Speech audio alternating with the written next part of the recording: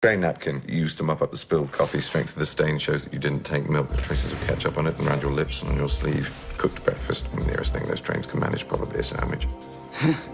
How did you know it was disappointing? Is there any other type of breakfast on a train? The girl, female handwriting is quite distinctive. Wrote her phone number down on the napkin. I could tell from the angle she wrote at that she was sat across from you on the other side of the aisle. Later, after she got off, I imagine you used the napkin to mop up your spilled coffee, accidentally smudging the numbers. You'd been over the last 4 digits yourself in another pen, so you wanted to keep the number. Just now they used the napkin to blow your nose. Maybe you're not that into her after all. Then there's the nicotine stains on your fingers, your shaking fingers. I know the signs. No chance to smoke one on the train. No time to roll one before you got a cab here. It's just after 9:15. You're desperate.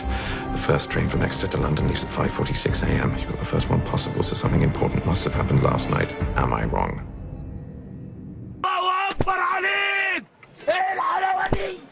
إيه الحلاوة دي؟ انت اللي ايه اللهم صل على حضرة النبي. انت جبت المعلومات دي منين؟